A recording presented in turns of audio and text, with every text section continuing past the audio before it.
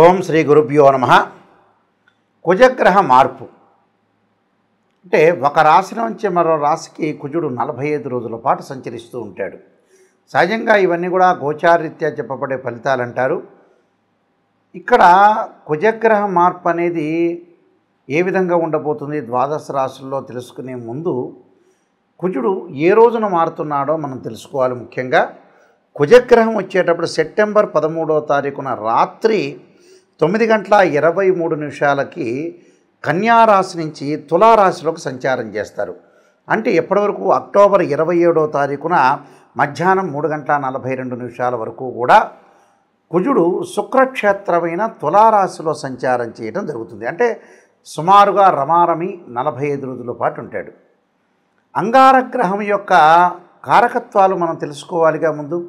ఇవన్నీ కూడా గోచారరీత్యా చెప్పబడే ఫలితాలు. This is the transit system అంటారు.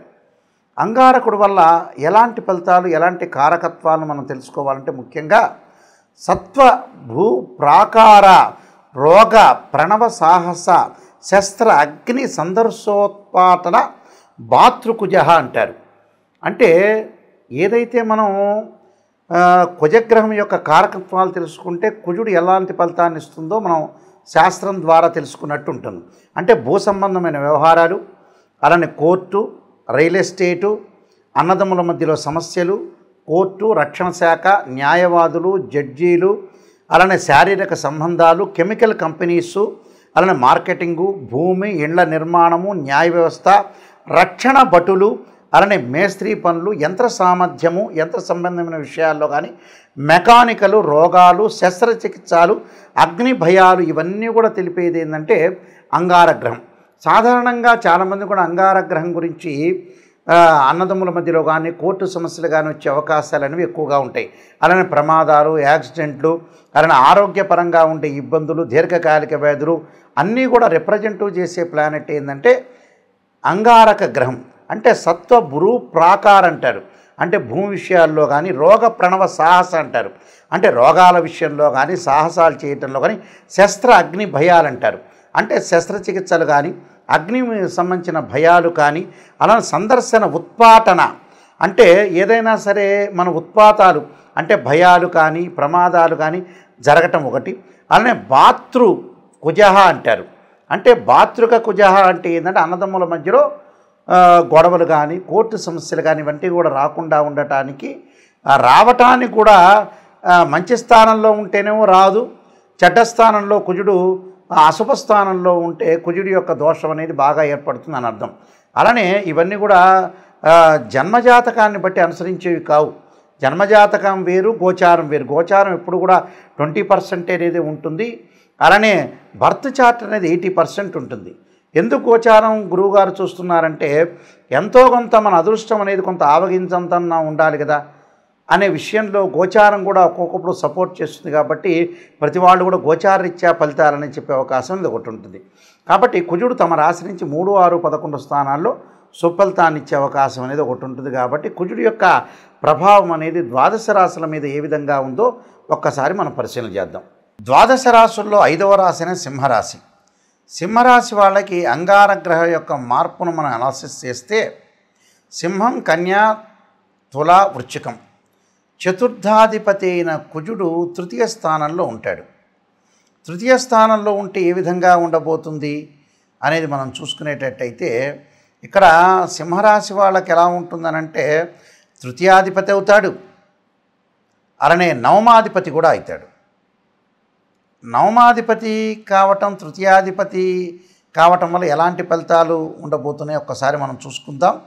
ముఖ్యంగా విత్తలాభం అంటే విత్తలాభం సదా ఆరోగ్యమిష్ట సిద్ధి అంటే మంచి లాభం కలుగుతుందట. అలానే ఆరోగ్యం అనేది సిద్ధి కలుగుతుంది. అలానే సుఖ హవాహ అంటే సుఖంగా ఉంటాడు, ఆరోగ్యపరంగా ఉంటాడు, ఇష్టకార్య సిద్ధి లభిస్తుంది. వస్త్రలాభో ఇష్టప్రాప్తి 3వ స్థానగే కుజే అంటారు ఇక్కడ. అంటే విత్తలాభ సదా ఆరోగ్యమిష్ట సిద్ధి అంటాడు ఇక్కడ. సుఖ హవా అంటే ఏమిటంటే సుఖంగా నిద్రపోవటం, సుఖంగా ఉండటం, ఆరోగ్యపరంగా ఇబ్బందులు లేకపోవటం, ధనలాభం కలగటం, ఇష్టకార్య సిద్ధి, సుఖము, నూతన వస్త్ర ప్రాప్తి. అంటే వస్త్రలాభో ధనప్రాప్తి అంటారు ఇక్కడ. అంటే వస్త్రలాభం కలుగుతుంది, ధనలాభం కలుగుతుంది. తృతీయ స్థానగే కుజే అంటారు ఇక్కడ. అంటే నూతన వస్త్రాలు కొనుగోలు చేసే అవకాశాలు బాగా ఎక్కువ ఉంటాయి. అంటే ఇష్టకార్య సిద్ధితో పాటు ధనధాన్య వృద్ధి, ధనప్రాప్తి కలుగుతుంది. అలానే వస్త్రలాభము, ఆరోగ్యపరంగా ఇబ్బందులు లేకుండా ఉంటుంది, జయం కలిగే అవకాశాలు ఉంటాయి, లాభం కలిగే అవకాశాలు కూడా ఉంటాయి. అంటే ఎంతటి పనిని కూడా అవలీలంగా చేసే అవకాశాలు ఎక్కువ ఉంటాయి. ధైర్య సాహసాలతో విజయం సాధించే అవకాశం అనేది ఒకటి ఉంటుంది. ఎందుకని సింహము, కన్యా, తుల, వృశ్చికం చతుర్థాధిపతి తృతీయ స్థానంలో ఉండటం చాలా మంచిది. తల్లి యొక్క ఆరోగ్యం అనేది అనుకూలంగా ఉండటం ఒకటి, వాహనాలు కొనుగోలు చేసే అవకాశాలు ఎక్కువగా ఉంటాయి. అంటే అనుకూలంగా ఉండే అవకాశాలు అనేవి వీళ్ళకి ఎక్కువ ఉంటాయి. అందులో భాగ్యాధిపతి కూడా కుజుడు అయ్యాడు. అంటే భాగ్యాధిపతి కుజుడు ఏదైతే చతుర్థాధిపతి తృతీయ స్థానంలో ఉండి శుక్రక్షేత్రంలో ఉండటం వల్ల అన్నదమ్ముల మధ్యలో అనుకూలంగా ఉండటం, కోర్టు సమస్యల పరిష్కారం కావటం, పిత్రార్జితం బాగా కలిసి రావటం, దూర ప్రాంత ప్రయాణాలు చేసే అవకాశాలు ఎక్కువ ఉంటాయి.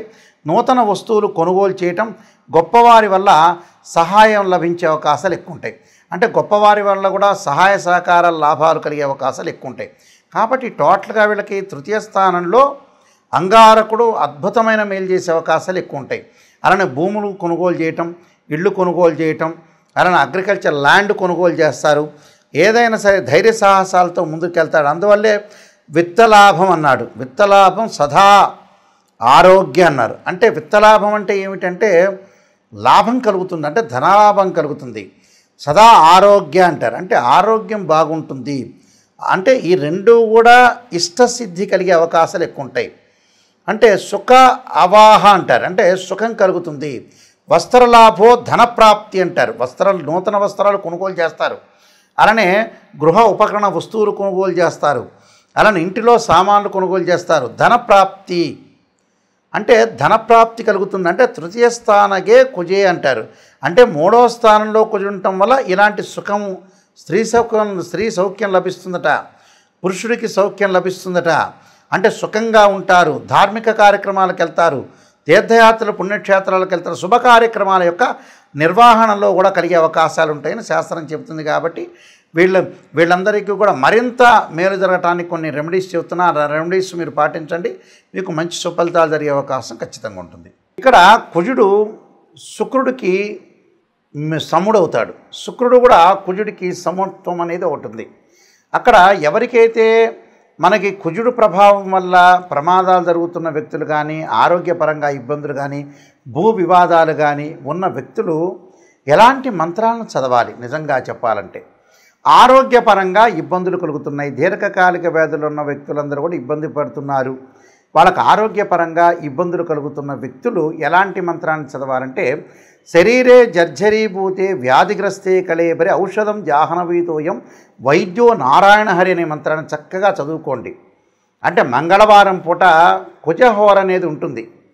ఆ కుజహోరలో ప్రాతకాలంలో ఆ మంత్రాన్ని చదవటం వల్ల దీర్ఘకాలిక వ్యాధులు ఉన్న వాళ్ళకు ఉపశమనం జరిగే అవకాశాలు ఎక్కువగా ఉంటాయి. అలానే గురువుగారండి, నాయకంటి గారు, నాకు ప్రమాదాలు జరుగుతున్నాయండి అని చెప్పేవాళ్ళు తప్పకుండా అంగారకాయుధే శక్తి హస్తాయి ధీమే తన్నో భౌమ ప్రచోదయాత్ అనే అంగారక గాయత్రి మంత్రాన్ని మనం చదువుకోవటం వల్ల చాలా మంచి జరిగే అవకాశాలు ఉంటాయి. అది ఉదయం పూట కుదిరితే ఉదయం పూట చదవండి, లేకపోతే సాయంత్రం పూట అయినా చదువుకోవచ్చు, దాని తప్పేమీ లేదు. అలానే మాకు భూ వ్యవహారాలు ఉన్నాయి, భూమికి సంబంధించిన పంచాయతీలు ఉన్నాయి, అన్నదమ్ముల మధ్యలో గొడవలు జరుగుతున్నాయి అనే వ్యక్తులు తప్పకుండా వాళ్ళు చదవాల్సిన మంత్రం ఏంటంటే, వీలైతే తెలిసిన వాళ్ళు, వేదమంత్రం తెలిసిన వాళ్ళు తప్పకుండా భూసూక్త పారాయణం చేయటం. కానీ ఒకవేళ వేదమంత్రం మాకు తెలియదండి, మేము వేదం నేర్చుకోలేదు అని చెప్పిన వ్యక్తులు, అలాంటి వ్యక్తులు ఏం చేయాలంటే తత్పురుషా విద్యే మహాసేనాయుధీమే తన్నో షణ్ముఖ ప్రచోదయాత్ అనే మంత్రంతో పాటు నాగరాజాయుధే పృథ్వీధరాయుధీమే తన్నో సర్ప ప్రచోదయాత్ అనే మంత్రాన్ని, ఈ రెండు మంత్రాలు చదువుకోవాలి మంగళవారం పూట. చదువుకోవటం వల్ల కోర్టు సమస్యలు, అన్నదమ్ముల మధ్యలో గొడవలు, భూ వివాదాలు పరిష్కారం జరిగే అవకాశాలు ఖచ్చితంగా ఉంటాయి. అలానే కుజదోషం వల్ల వివాహం కాలేదనే వ్యక్తులు కూడా చాలామంది ఉంటారు. జన్మజాతకంలో 2, 4, 7, 8, 12 స్థానంలో కుజుడు ఉంటే కుజదోషం అని, 13 నక్షత్రాల కుజదోషం వర్తించదు.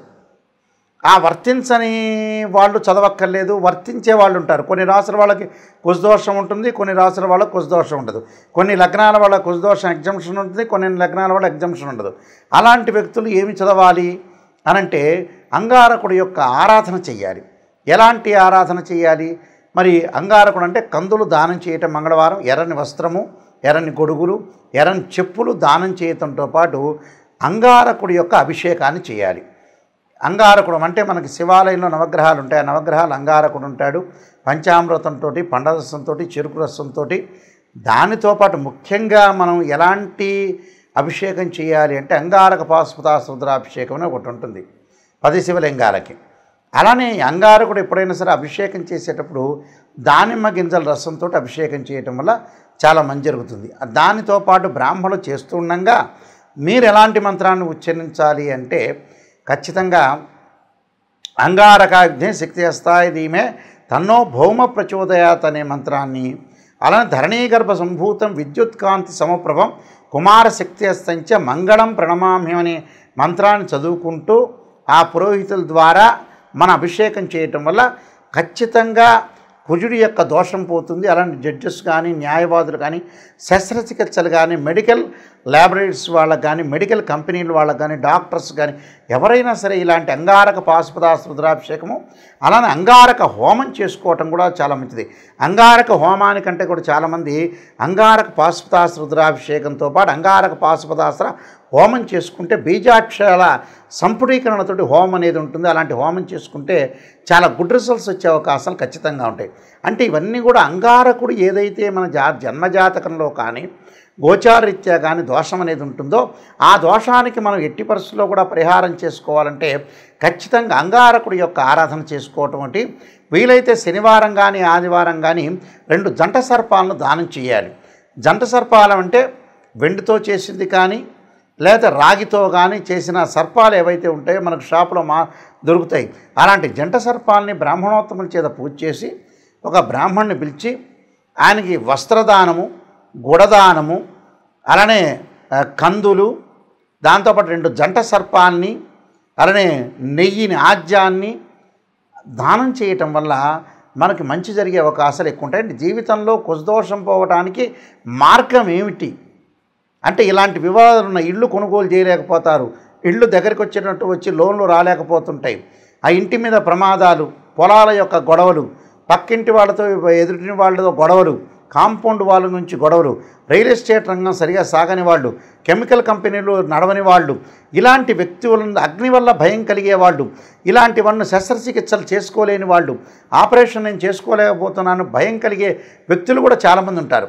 ఇలాంటి వాళ్ళందరూ కూడా న్యాయవాద వ్యవస్థలో ఉన్న, పోలీస్ డిపార్ట్మెంట్ వాళ్ళున్నా, ప్రమోషన్ రాని వాళ్ళున్నా, మేనేజ్మెంట్ చేసే వ్యక్తులున్నా, సైన్యంలో పాల్గొన్న వ్యక్తులు కానీ, మెకానికల్ లైఫ్లో అంటే బీటెక్లో మెకానికల్ ఇంజనీరింగ్ చేస్తారు, ఏదో ఒక షాప్ పెట్టుకుంటారు, మెకానిజం అనేది కరెక్ట్గా సాగలేకపోతుంది, వ్యాపార అభివృద్ధి అనేది అనుకూలంగా ఉండదు. అలానే బాలారిష్ట గండదోషాలు, కుజుడితో ఏర్పడే బాలారిష్ట గండదోషాలు, అగ్ని భయాలు ఉన్నట్టుండి ఉలిక్కి పట్టడం, భయం కలిగే అవకాశాలు కొంతమందికి ఉంటాయి. కాబట్టి ఇలాంటి వాళ్ళందరూ కూడా నేను చెప్పిన పరిహారాలు చేస్తే మంచి రిజల్ట్స్ వచ్చే అవకాశం ఎక్కువ ఉంటుంది. కుజుడు గురించి మీరు భయపడాల్సిన పని లేదు.